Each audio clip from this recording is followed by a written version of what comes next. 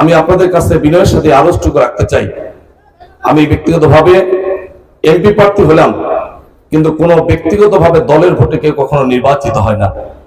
এই গুরদাসপুর বড়াইগ্রাম থেকে শুরু করে প্রত্যন্ত অঞ্চল পর্যন্ত প্রতিটি মানুষের কাছে আমার আরজ, স্বাধীনতার 53 বছর অতিবাহিত অনেক নেতাকে আপনারা নির্বাচিত করেছেন।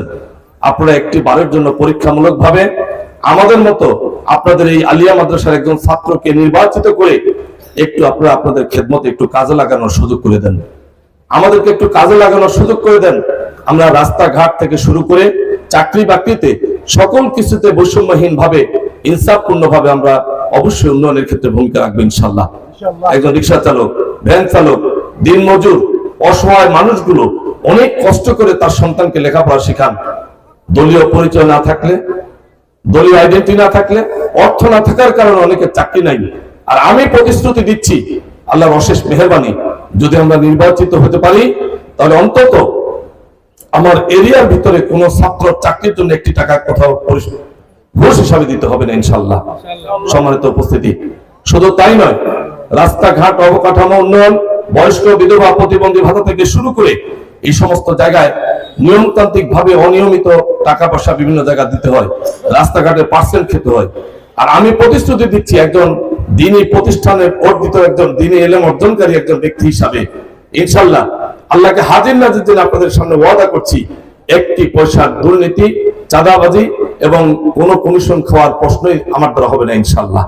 সম্মানিত ভাইরা আমার, আপনাদের খাদেম হিসাবে আমাকে লাগানোর জন্য আপনাদের নিয়মতান্ত্রিক প্রক্রিয়ায় সরকারি বরাদ্দের যা আসে, সেই বরাদ্দ আমি ভাইস চেয়ারম্যান থাকাকালীন সময় যতটুকু দেখেছি, যদি যথার্থভাবে ব্যবহারগুলো হয় তাহলে এই 2 উপজেলার হাফিজি মাদ্রাসা, এতিমখানা, এই মসজিদ, এরকম যে প্রতিষ্ঠান ধর্মীয় রয়েছে, কোন প্রতিষ্ঠান আধুনিকতার ছোঁয়াবাদে কখনো থাকার কথা না।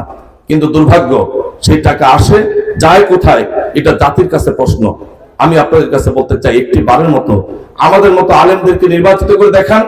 নিয়মতান্ত্রিক প্রতি বছরে অর্থ বছরের জন্য যদি 5 কোটি টাকা একজন এমপির জন্য বরাদ্দ থাকে, আর ওই 5 কোটি টাকা যদি বৈষম্যহীন ভাবে প্রতিটি ইউনিয়নের এই প্রতিষ্ঠানগুলোতে বন্টন হয়, তাহলে প্রতিটি প্রতিষ্ঠান স্কুল কলেজের মতো নিয়মতান্ত্রিক আধুনিকতার ছোঁয়ায় গড়ে উঠবে হাফিজে মাদ্রাসা, এতিমখানাগুলো, এই মসজিদগুলো।